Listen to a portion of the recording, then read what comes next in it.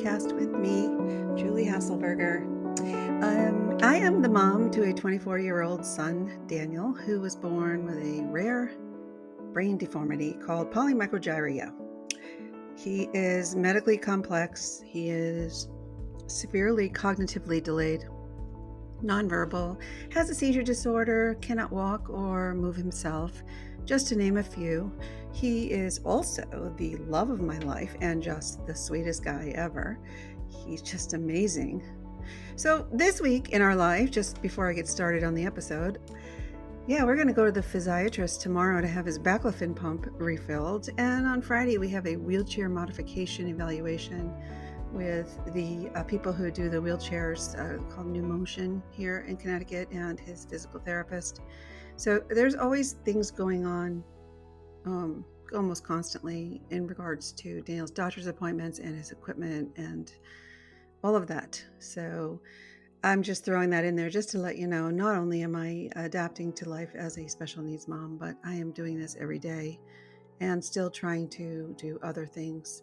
So it's a shuffle and a wiggle and a roll and a dance, but we just have to move with it.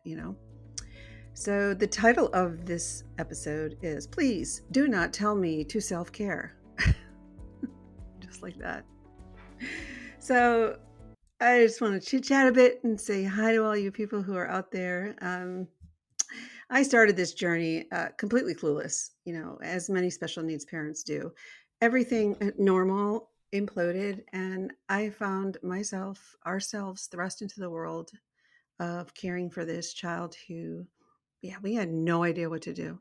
We didn't know what his condition was. We didn't know what it meant, how to care for it, what was coming down the road, what we should be doing. It was just, starting as a baby, like everything is different than a normal baby. What do we do, right? So along the way, at some point, I started telling my story because I'm a very outward person to begin with. And I just started telling my story and sharing my days on YouTube in what people call a vlog, VLOG, right? So it was sort of a video journal of what it's like. And that's my plumber texting me because I'm trying to fix the bathroom in Daniel's bathroom. The shower's too hot. So told you. Um, I I started telling my story. I created a support group way early on Facebook just for other families dealing with polymicrogyria. I joined church that had a very fantastic special needs ministry in order to meet other people who were dealing with disabilities. I taught myself everything that I possibly could as I was able to, and as I learned things, and I just absorbed information. And I was like a sponge, just managing things and absorbing information and trying to do the best that we could and making it make sense. And in the process of protecting my child and my family, I just dug in. I just dug in and dug in deeper. And it was super hard because my career in human resources, it just wasn't going to work with the full-time needs of a disabled child. And that whole thing was a terrible ending that still to this day I miss, the career that I had and the people I worked with. But anyhow, I just had to take care of him. He needed me 24 hours a day. So for me, I just listened to my heart and walked away from working full time away from the home. It just was too stressful and too difficult. So I'm sitting here now today. Here I am. I'm 56. I'm looking around like, and I think one day it just kind of dawned on me in my life here that, how is this even possible?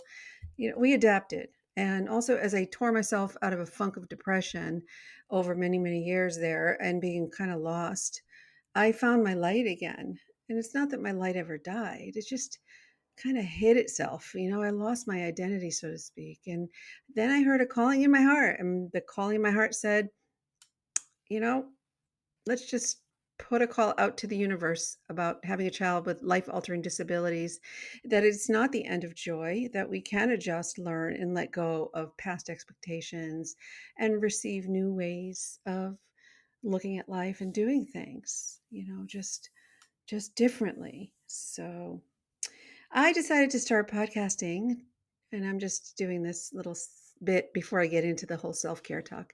I just decided to start podcasting even when I had no idea how to do it. I'm still figuring it out. Like, I don't know how all this stuff works and the blah, blah, blah, blah. And sometimes my last one was kind of crackly, and I'm like, you know what? It is what it is. I'm doing the best that I can with the little time frames that I have. So I had little knowledge. I have little time and little support. I don't even think people listen to this podcast in my own family, to be honest. I don't think they're even aware of what it is, but that's not the purpose of it, so I don't let that get to me. But I was already on YouTube, so how hard could this be, right? YouTube though is just easy because it's just me and my camera talking. Uh, I want this to have a little more depth. Anyways, I'm 18 episodes in and it's been a lot of fun. So I'm very excited to be here. I have hopes and expectations that, I'm going to learn how to do interviews soon. So that would really expand it. I am human. I do the best that I can.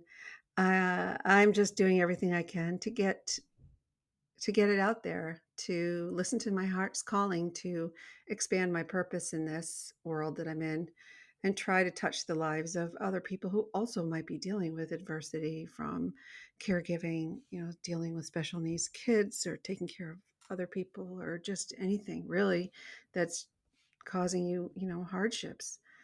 In episode 15, I did discuss about how finding meditation, that was 3 episodes back. I started talking about tools in my toolkit. So the first one was meditation and how learning to be in stillness was itself the best thing that, oh, sorry, that I had done. It was like my big aha moment, like, whoa, this is really helping me. Making space for my intuition, for my higher self to speak to me, being in the present moment, noticing, accepting, letting go, and really being able to go still beneath the layers of all of the thoughts, where I finally found that humming energy that just kind of connected me on a different level to the whole reason why I am who I am and what I am. Stillness. Be still. Be still. Um, the importance of all of that. And that's what I was talking about next in episode 15, was how a meditation practice, even just mindfulness, even if it's 5 minutes, whatever it looks like for you, is very, very helpful in slowing things down. If not for anything, it is proven to help reduce stress and cortisol levels, and teaching yourself to be in the moment um, really helps you to kind of just take stock of what is exactly in front of you, and silence those thoughts that just go and go and go, and they're not helpful. They cause you stress. So then in episode 16, I wanted to share my love for having a gratitude practice.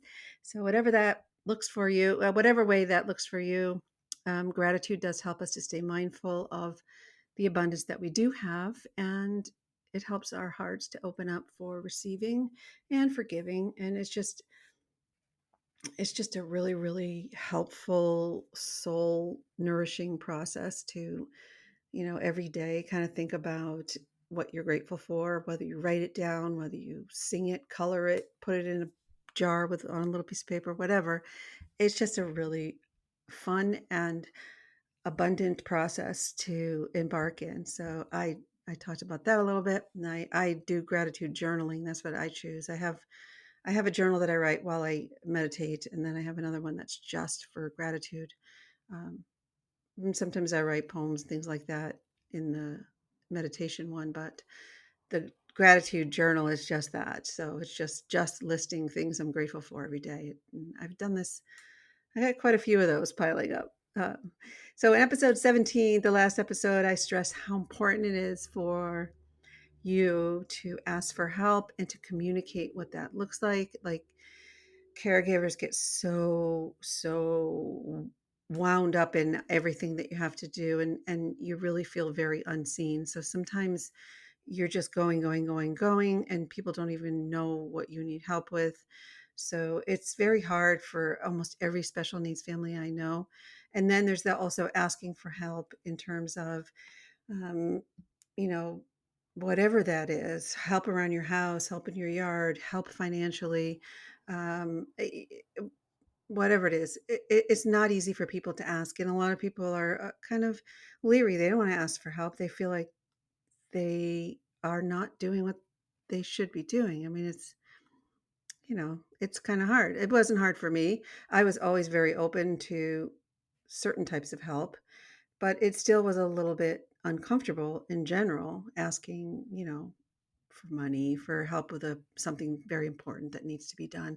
But I had to allow myself to be vulnerable and to honestly open up about how hard it is truly to be doing what we're doing emotionally, financially, physically. It's not a typical life, and it's a big deal, and it requires more than just me. I mean, taking care of Daniel in our house, it's a big deal, and I always felt like he was a part of a community, a part of a family. So don't we support each other and help each other, especially when somebody is so incredibly needy like he is? So yeah, I just reframed it and really tried to put the ego away and think in terms of the greater good. So it is important, even in your relationships, um, to stress when you need help, when you're burned out, when you just need a break, when someone needs to even just do something for you. So some people will help, some people, mm, they turn away still, but that's all right. Everyone has their own journey that they're on. So the ones that are able to help actually are usually grateful to be able to be a part of your life. They want to help you, they want to be involved. And so in receiving that, it's a win-win. So here I am today. I'm wondering what you think. How are you? Have you been struggling?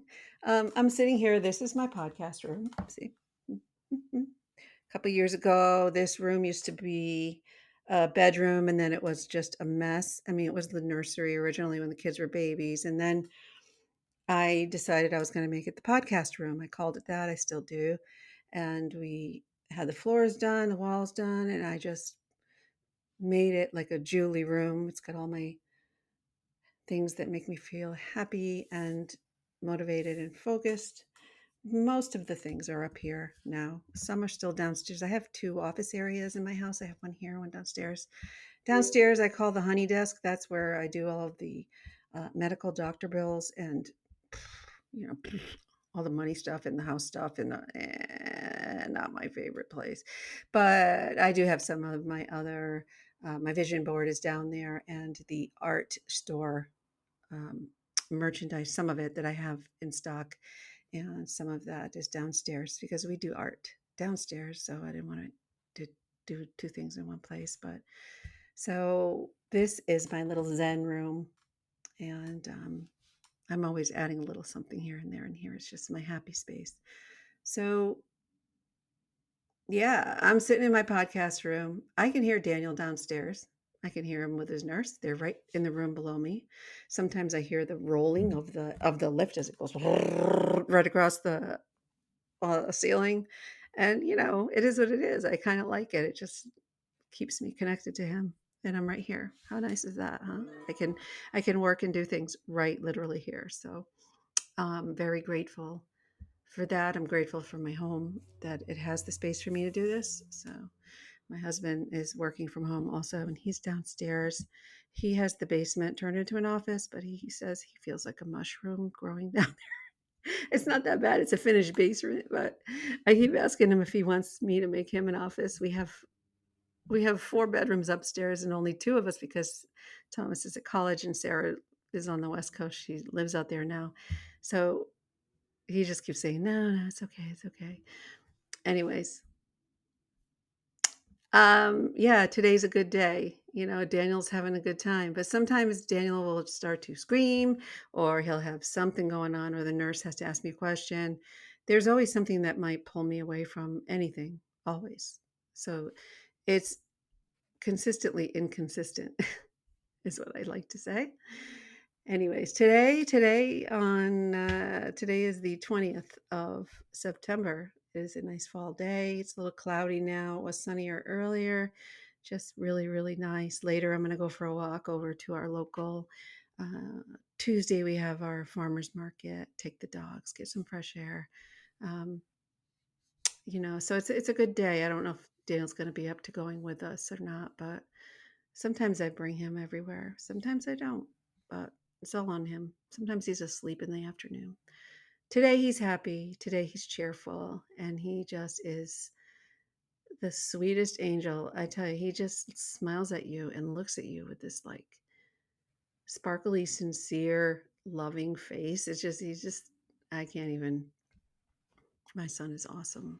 So I wouldn't trade any of this, even when it sounds like I'm kind of nagging, complaining. It's never. So I want to add to this toolkit that I've been talking about, the dreaded two words, self-care, because it is something I've been itching towards, but how I don't know how about you, but as a special needs mom over the years, I just get so like like when people say to me, "Hey, you need to take care of yourself. You can't take care of others if you don't take care of yourself." It's like one of those platitudes that people say to special needs parents that just make you want to scream. It's like, I'm glad you can say that. It's easy for you to say that, but you don't take care of somebody 24 hours a day. Like, don't tell me to self-care. You're going to come and like do my job so that, I can go to the gym. Like, people say things sometimes that just rolls off their tongues thinking that they're being helpful without really thinking. And so that's one of my pet peeves in the world of being a caregiver and a special needs parent is, you know, there's so many, literally so many things that people like just say to you thinking it's going to make you feel better, but it really doesn't. And you hear it over and over and over. I mean, I should do a whole podcast episode on, you know, the things people say that are really just not nice or helpful to special needs parents. So, anyways, self care. So, me. So, most of my doctors and therapists ask me, so how's your self care routine going? Like, what does that even mean? In the beginning years, I had little sleep. I had very little money. I spent most of my time caring for three children. I had three children. They were 2 years, 3 years. They're spaced out a little bit, but they were little children. So, and then there was Daniel with all of his conditions and stuff like that. I didn't have space for self care. There was taking care of Sarah, taking care of Thomas. Then Daniel's stuff would be like countless weeks of back and forth to doctors, weeks, sometimes even months. There was months in hospitals, sudden illnesses, massive seizures, 911s to the hospital, respiratory illnesses, periods of just him screaming from whatever was causing him pain that we couldn't resolve. Just I don't know. Maybe self-care was that one gift certificate I would get every year in my Christmas stocking for a pedicure at the local nail salon. And then I wouldn't use it until maybe summer when I decided it's time to get my toes done. And that would be the first thing that I had done for myself the entire year.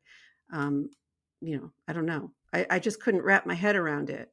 I knew that the normal things were important, exercise, eat healthy, do something for yourself, all that blah, blah, blah, blah, blah. But it is much harder than it sounds when you don't have any help in the house, right?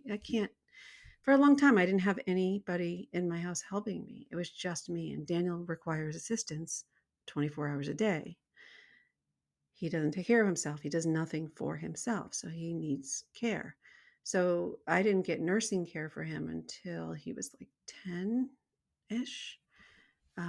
So I do want to stress with all of my heart that now that I am 56 years old and I know I could have been a little kinder to myself over the years, I did lose my identity for a long time and I got very depressed. And the only thing I associated with my identity was that I was a caregiver to Daniel and a mom to Sarah and Thomas and kind of a wife to John and taking care of everything, just putting fire out after fire after fire and just trying to get through it. And I would just, that's it, right? I, it was in me finding my way back to me and loving myself that I started to find myself. I would look in the mirror and then suddenly say, I really care about me. Like, look at me. Like, look at my face. Like, I look so tired. What am I doing? Right.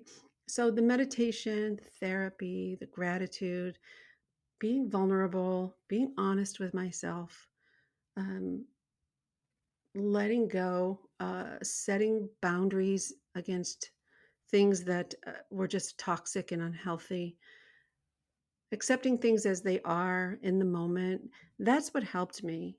I wanted to feel better so that I could get up extra early in the morning and meditate and find space in my head and then do a little yoga. I wanted to work on relationship goals with my spouse. I wanted to find a way out of out of hardship into anything's possible ship, right? And that's anything's possible. How is that even a concept when you have this kind of adversity with little room to move, right? You almost feel like you're just tied up. I wanted to do all those things, and I wanted to be a good caregiver for my son. So I basically began to evolve to a greater sense of self-actualization. I got better at finding more resources. Um, and it took me a while. So this is only the past few years. And it does help them. My kids are now grown. And yet somewhere I think I was doing some pretty good things as a parent because they all love me and they're all doing excellent and everybody's actually fantastic. And so sometimes I look at them and I'm like, you got all the way through law school. You're in college. How do we get here? This is amazing. But self-care is hard for so many caregivers, so many caregivers. It's like you have mentally wired yourself to focus on your loved one. And in my case, it started when he was a baby. So their needs, and it gets so intense because they don't go through normal milestones where they start to develop independence. It's always dependency. And it's not the normal thing that motherhood is wired for. It's like I'm still like a mother of an infant who's 24 years old. It's a different type of being. And um, mm, yeah. So I wish I could ask each and every one of you out there, like, what do you do for care for yourself? Or what do you wish you could do more of? And the answers are never the same because everyone is different in terms of their timeline, in terms of how they're managing things, in terms of how much help and respite they have, how disabled their person is that they're caring people, person, who knows, right? Sometimes it's more than one.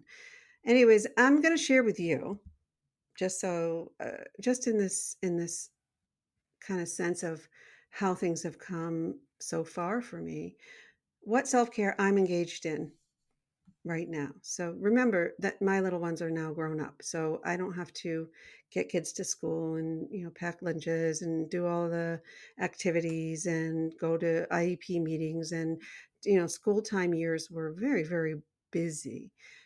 So I have a little bit of a different scenario now where I'm taking care of him here. But I also am older and I have more health issues. So over the years, I developed back problems. I had surgery last year for my lower spine. I have fibromyalgia. I have depression, anxiety, quite a few pretty significant issues. And, you know, probably wouldn't be this bad if I had been a healthier me. But you can't look back and kill yourself over it. You just got to keep just being aware of what is right now. So this is what my self-care looks like, and just going to kind of walk through it. And I would love to hear yours. So if you're able to reach out to me somehow, that'd be great. You can leave a review of the podcast and let me know, or you can find me on Instagram Anyway, I'll talk about that at the end. So my self-care, right? This is self-care. I wake up every day as early as possible, and that varies, right? I check on Daniel. I flip on the coffee, and usually it's early. Take the dogs out. The cat usually gets a treat. Afterwards, I go to I call it my sacred space. It's my little ritual space. It's basically my white chair next to the window, looking. It's a recliner. It looks out over my backyard, but it also has views of the front yard and the sun coming up. It's where my bird feeder is, so I love to watch the little birds on the feeder in the mornings. I have a favorite white blanket, and I curl up in that because I'm usually chilled. And some crystals that someone told me are good for having when you meditate, some selenite crystals. And I have a frog statue. It's like this big. It's really cute. I bought it at the Cape this year. It's like a meditation frog. They call it Zen frog. Um, I have a little cart, a little black cart that I bought this year, and I keep it next to me because it's got all my journals and pens and things. So I found I needed to have some place to keep my writing utensils in there without them being out all over the table. So it worked out really well. Um, Little pens, pencils. I even have some sketching books in there. So normally I pop in the AirPods and I go to Insight Timer. So this is an app on my phone. It's called Insight Timer. It has one of those bells, like sound bells on the picture. It is probably the best app that I've used personally. And I've tried a lot of different meditations, but because of the variety that's in there, it's just really a great place to go. You can seek and find all different types of meditations or talks, or just they even have yoga classes that are live. It's great. So I pop in my thing. I have a premium membership now, which is like $56 a year or something like that. And I did that after the first year because I wanted to take courses that they offer. And you have to be a premium member to take the courses and some of them are 5 days, 10 days, I have 30 days, whatever. But it's a way to kind of take it to another level and learn more from the experts. So I've got some favorites in there. So every day I sit in there and I usually just let my intuition guide me to which course I'm going to do. And sometimes I just want to listen to music or just be still, breathe. Sometimes I write, sometimes I do a writing class. Sometimes I just go as far into the stillness as I can. My time in meditation in my little ritual can last from 10 minutes to an hour. And a lot of times it just depends on me. See, I take medication in the morning for fibromyalgia. When I first wake up, I'm usually in some pain and I need to gradually ease into the day. I can't just jump up. It's hard because I have fibro fog and all these different problems. So it's a beautiful time just to meditate because my brain is ready to go, even when my body isn't. So I just do that. After meditation, when the meds are kind of doing their thing and I feel good, I go upstairs and I'll either take a shower for a day or I'll do a yoga session. Um, it's kind of a continuation of the meditation. I yeah, Thomas's room is now my little meditation yoga studio because it's really quiet in there. It has a carpet and I like it in there, so I move it when he comes home. It's fine. It's fine. He doesn't care. So it has these cool funky lights and stuff. So yeah, I just try to take care of myself every day. Every morning is very, very important. And my ritual, at first it was a few days, and then if I took a day off or whatever, I wouldn't do it. But now I've done 192 days straight of meditation in the morning. And I'm here to tell you it's really changed me. And just, yeah. If you're a meditator, I'm sure you're probably nodding your head saying, oh my God, yeah. Anyways, every week though, I do make time to write, to record in here or also on my YouTube channel. I do treat myself in my self-care world to an occasional Starbucks. I particularly love a latte made with almond milk and sometimes a special drink like pumpkin spice or something. But for my own self-care. I do enjoy higher quality cosmetics, makeup. That brings me joy. I like to spend time trying to make myself, look nice and take care of my skin and my hair. I get my hair done. That I've never sacrificed, right? My highlights. And a lot of it is that I have the best hairdresser. She is just so amazing. I love her. And so it's another thing that I work in and I schedule, and it brings me joy and it gives me time to feel like everybody else, going to the hair salon and just looking good. So I also enjoy clothing, although most of the time when I'm caring for Daniel, it's more like loungewear, comfort wear. But I do have a subscription to Stitch Fix, which is a subscription where there's like a stylist and they like send you a box of clothes, and if you like it, keep it. If you don't, send it back. But there's like a feedback process, and you tell them what you like and you don't like and why, and then over time it's supposed to be like custom chosen for you. And sometimes I don't keep any of it. Sometimes it's just really fun to get a box of clothes, and that's another little self-care. But I have to watch my budget, so a lot of times I just send it all back. It's like if I don't love it, love it, love it, love it, I just try it on and go, send it back, right?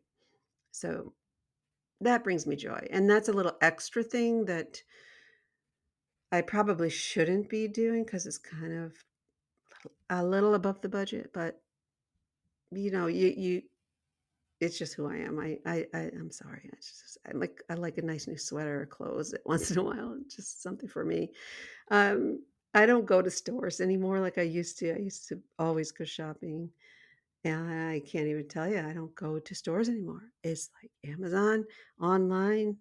That's it. I can't, I honestly, since before the pandemic, I have not been to the mall.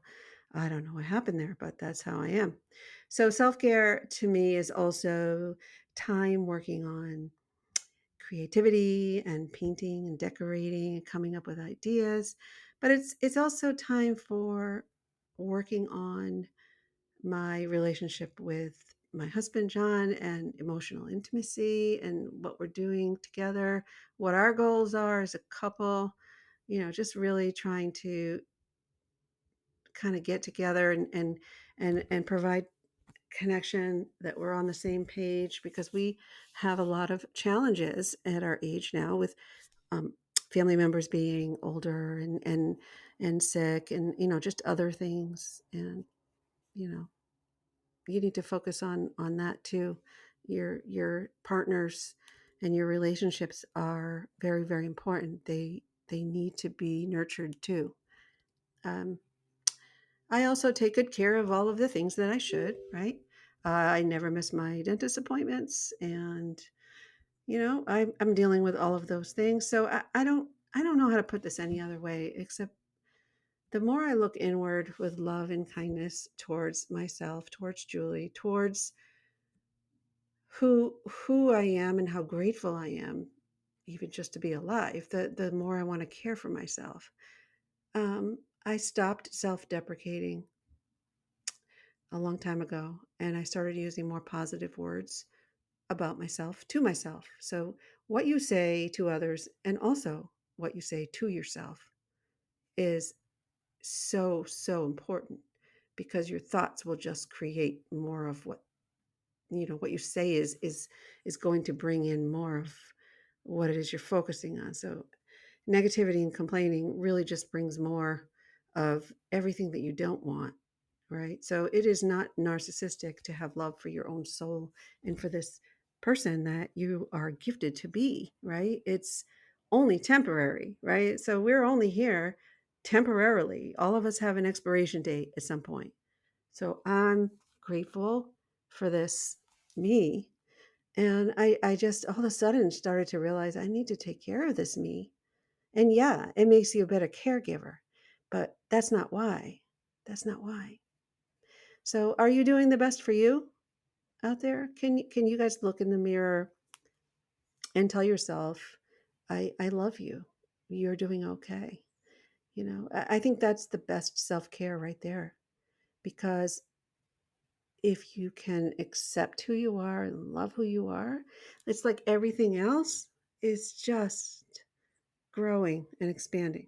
But if it's the other way around, and there's blockages and stuff, it's so much harder. So of course, the normal good health things, yeah, physicals, exercises, eat your veggies, but to really experience the joy and the gratitude and the abundance, it comes from that still and quiet place that kind of lives below your thoughts.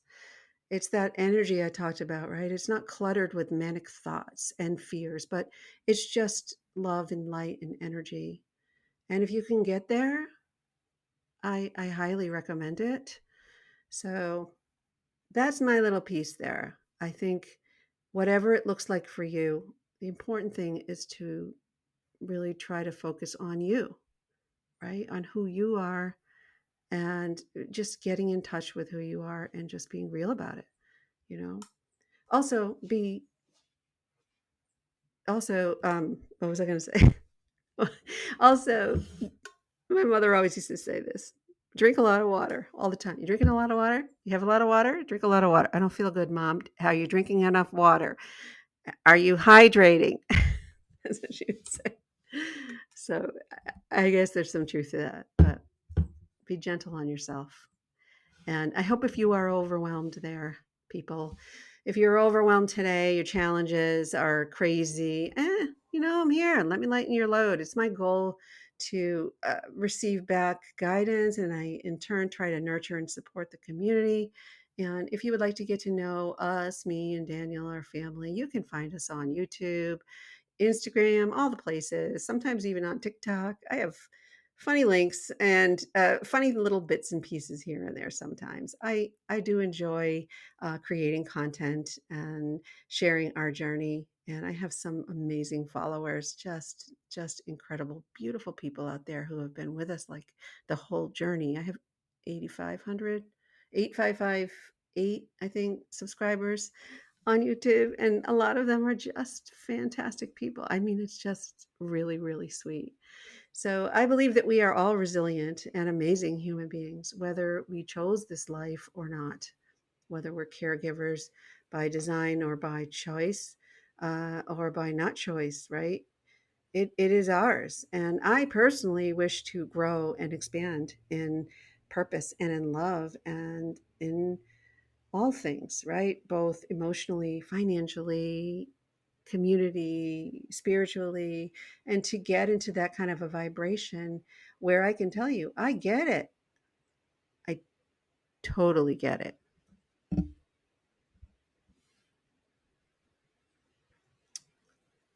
We all have choices as to how to proceed next in any given moment. So sometimes the give up voice starts whispering, and then I'll look at my vision board, and then I'll give Daniel a kiss on the cheek, and I'll say, okay, don't go there, Julie. It's become much easier for me to reset and refocus.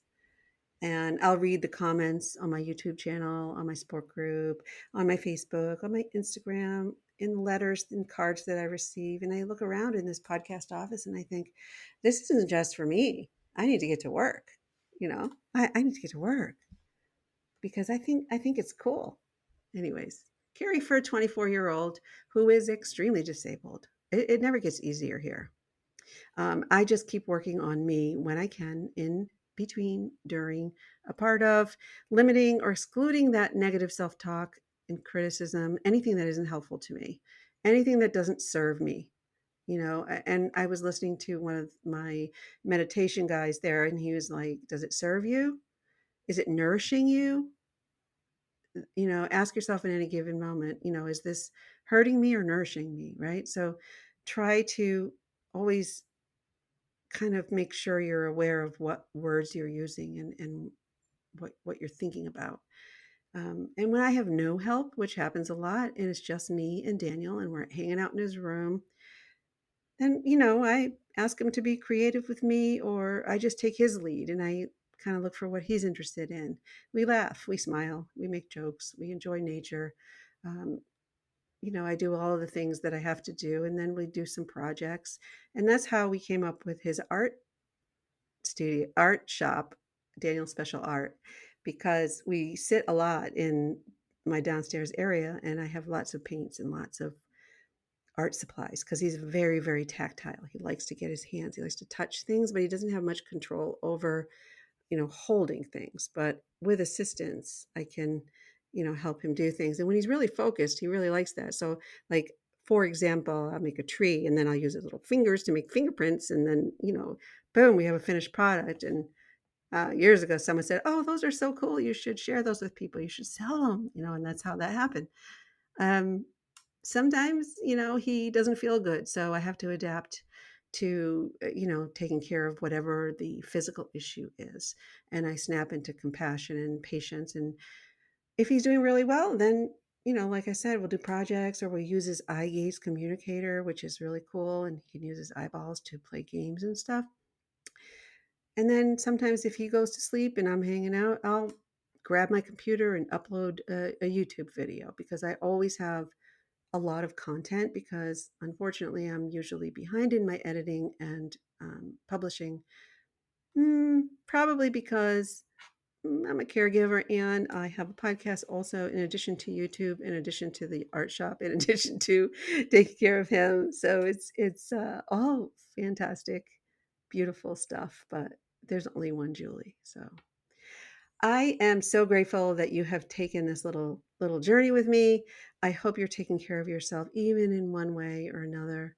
And if you're not, if you're tired and stressed and you don't know what to do and everything is just scary, I also get it. Um, I know, I know. Some people might have a baby that's just been diagnosed with something, and they're like, "What are we going to do?" I do get it, and I know how hard it is. And nothing but love for you and support. And the unknown is always greater than the known. So try to just stay in the known, right?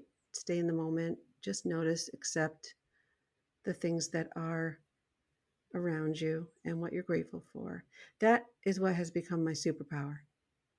That's the superpower right there, is adapting. Adapting by staying in this moment and being ready for whatever's going to come next, but also capturing and loving and enjoying the beauty that is life. Life really is in this present moment, in this very moment, is all that matters, right? Because it's all it is. And that's it as far as I'm concerned. That is what changed everything for me. Being able to just stop and say, "Hey, I'm pretty cool," you know? And the things around me are pretty cool, and I'm very grateful. And it sounds really altruistic, and maybe it is, but it is really causing me to think differently and to come up with different ideas. And then it's like, well, I need to earn some income. How am I going to do that? I need to find ways to help other people while also creating a way to help myself. So here I am. Here you are. And I am so grateful.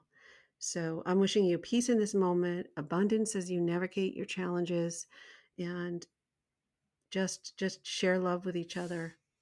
And please keep coming back to the podcast. Please tune in, and I'll continue to, I don't know, come up with cool things to talk about, and hopefully start interviewing people. I'll probably talk about that for like months before I do it, because I'm trying to learn how to do it. But I know kind of how. But anyway, I don't even know how to get people to come on my show to talk about things that are pertinent to caregiving. But I will try, because I care about you, and I hope that in this raw, vulnerable Julie world of just being who I am, it'll be okay by you. So thanks for tuning in, and we'll see you next time. Bye.